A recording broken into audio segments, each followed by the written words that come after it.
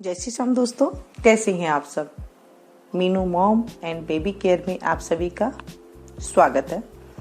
दोस्तों, आज मैं बात करूंगी आप लोगों से। आप लोगों ने पूछा था कि डिलीवरी के बाद हमें कैसे रहना चाहिए। तो कल मैंने बताया था कि डिलीवरी के टाइम पे आपको 10 दिन तक क्या क्या करना है। देखिए, सबसे पहले तो जब जच्चा और बच्चा घर पे आ जाए तो सबसे पहले ध्यान रखना है कि उन्हें हवा ना लगे। बिल्कुल भी ठंडी चीज़ से परहेज करना है। ठंडा पानी नहीं पीना है। पानी उबाल करके रख ले और उसे थोड़ा गुनगुना ही पीना है। ठंडा पानी बिल्कुल भी ना पिए, नहीं तो पेट में जो है सफाई नहीं होगी, ब्लीडिंग अच्छे से नहीं आएगी। तो फिर उसके बाद जो है पेट में गड़बड़ी शुरू हो जाती है और वो दिक्कतें देती है। तो पेट की सफाई के लिए गुनगुना पानी पीना, गर्म चीज खानी, ये जरूरी है।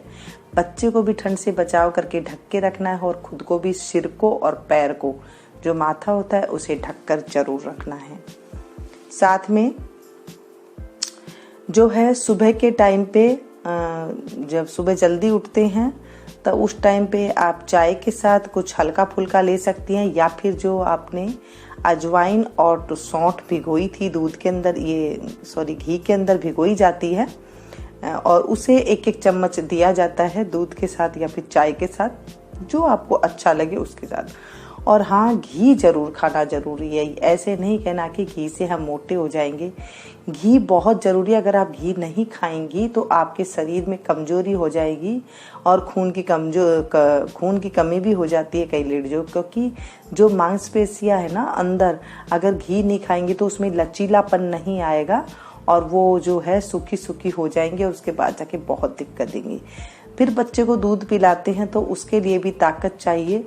ये सब ताकत हमारी 40 दिन के अंदर पूरी होती है। तभी पहले की लेडी जो है 1.25 महीना रेस्ट कराती थी। हाँ, 2-4 दिन के बाद आप धीरे धीरे कमरे में हल्का सा 1-2 चक्कर आप निकाल सकती हैं, फिर लेट सकती हैं, ऐसे करके कर सकती हैं। 10 दिन बाद आप हल्का हल्का सा जो है राउंड काट सकती हैं। इस तरह से धीरे धीरे फिर आप एकदम से काम शुरू ना करें, नहीं तो जो है फिर दिक्कत हो जाती है। एक बार अगर आपने शरीर को ज़्यादा काम में ले लिया या फिर ये सब चीज़ें नहीं खाई तो आपको जो है बाद में बहुत दिक्कत है। और हाँ, अगर शरीर को आपने ढक के नहीं रखा ना 10 दिन तक, तो बहुत ज़्यादा ढक करके रखना होता है, हवा नहीं लगनी होती, तो हवा भी लग जाती है दोस्तों। हाथ पैर भी टेढ़े मेढ़े हो जाते हैं, इतनी कच्चा शरीर हो जाता है जच्चा का। उसे तो अपने शरीर को ढककर ही रखना चाहिए। गर्म चीज खानी चाहिए ताकि जो पीरियड आए उसमें खुल कर के सारा कुछ गंद निकल जाए, पेट की अच्छे से सफाई हो जाए। ये बहुत जरूरी है। अगर आपने ये चीजें नहीं की तो जो है बहुत दिक्कत आएगी आगे। ये सब देसी बातें हैं, पुरानी जो बड़ी बूढ़ी बुजुर्ग होते हैं ये सारी बातें करती थी। आपका कितना भी मन करे, आपको बिल्कुल भी ठंडा पानी नहीं पिया, अगर थोड़ा सा गुनगुना पानी नहीं भी अच्छा लग रहा है क्योंकि गर्मी का मौसम है ना, तो आप हल्का सा निवाया पानी रख सकती हैं और उसे एक एक सिप सिप करके पिए, क्योंकि जब ठंडा पानी पी लेंगी तो वो जो पेट में थक्के जम जाएंगे और वो आपकी गंदगी बाहर नहीं आ पाएगी, फिर आपको बहुत दिक्कत आएगी। उसमें डॉक्टर भी नहीं बता सकते हैं कुछ।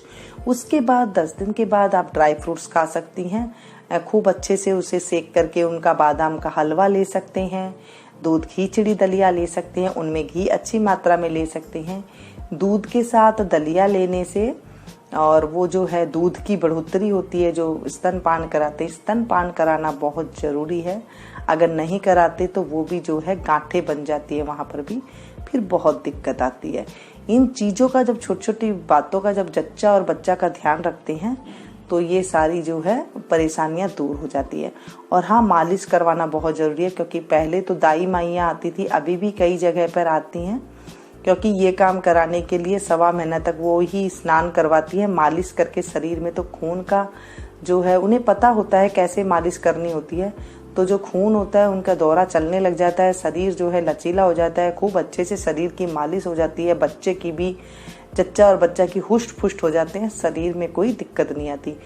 इस टाइम का खाया हुआ, जब जच्चा कुछ खाती है वो पूरी जिंदगी साथ चलता है दोस्तों। जब आप नहीं खाएंगे कि हम मोटे हो जाएंगे, हम घी नहीं खाएंगे, तो उन्हें नहीं पता, वो बच्चे होते हैं उन्हें नहीं पता, वो सिर्फ इतना ही समझते हैं कि घी खाने से हम मोटा हो जाएंगे। तो ऐसा नहीं है। पहले की लेडीज तो एक एक पीपा घी खा लेती थी, क्योंकि जो लड्डू उसके बाद बनाए जाते हैं लड्डू, वो लड्डू में ही इतना घी खा लिया करती थी कि उनका पूरा शरीर जो है अच्छा ताकतवर होता था। और आज भी जितनी भी बड़ी बुजुर्ग औरतें, आपने देखा होगा आपने कि उनके अंदर कितनी ताकत है और वो भरपूर लचीलेपन से चल लेती हैं, और आजकल की बच्चियों में इतनी ताकत नहीं है। तो ऐसा भी ना करें, घी वगैरह अच्छे से खा लें। आप लड्डू बना करके भी जो है, कोई बड़े बुजुर्ग आपके पास आए हो तो आप उनसे बनवा करके खा सकते हैं, और उन्हें आप जरूर लें। इन चीज़ों को जब आप लेंगे तो इसमें कोई दिक्कत नहीं है आपको। थोड़ी सी अगर मोटी भी हो जाएंगी तो बाद में आपका शरीर अच्छा अपने आप ही, जब आप काम करेंगे ना रेगुलर, तो अपने आप ही आपका शरीर जो है अपने आप ही कम हो जाए। क्योंकि बच्चे के साथ तो बहुत सारा काम करना होता है, फिर एनर्जी चाहिए, ताकत चाहिए, वो कहाँ से आएगी आपके अंदर जब आप नहीं खाएंगे। तो घी में ही वो ताकत है जो आपके नसों को लचीला करेगी। कोई फ्रूट में इतनी ताकत नहीं है कि आपको वो जो है लचीला बनाएगा। हाँ, फ्रूट में भी मैं आपको बता दूं कि आप लोगों ने पूछा था, तो मेरे दूसरे चैनल में आप लोगों ने पूछा था, तो मैं इस चैनल पे आपको बता रही हूँ।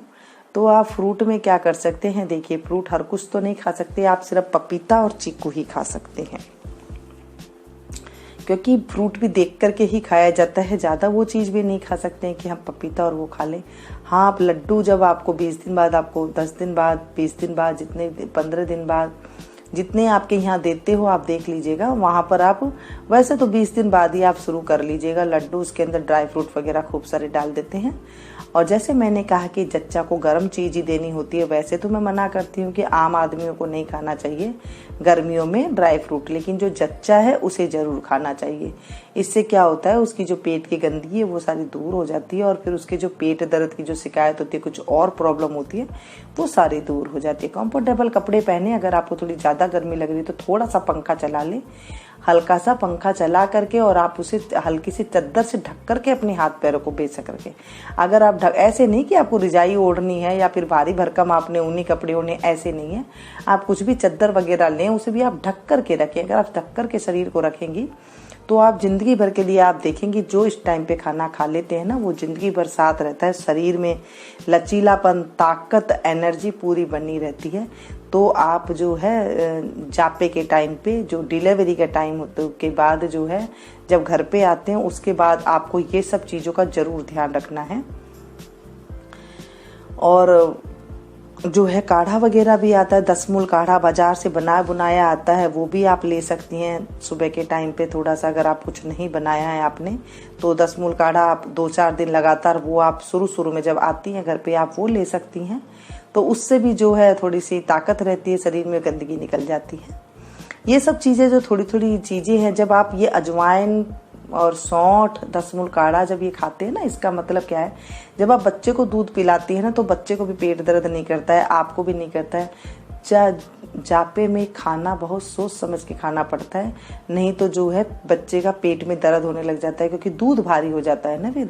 तो आपको हल्का हल्का ही खाना खाना होता है। दलिया हो गई, खिचड़ी होगी, जब आप उसमें अजवाइन सौंठ बना करके रख देते हैं, वो घी में भिगो करके रखते हैं ना, तो उससे उसमें बूरा मिला करके खाते हैं फिर। तो इससे क्या होता है, आपको जो गैस नहीं बनेगी तो बच्चे को भी गैस नहीं बनेगी। जब आपके अंदर ताकत रहेगी और कब्जी नहीं रहेगी तो बच्चा भी स्वस्थ रहेगा, हुष्ट पुष्ट रहेगा।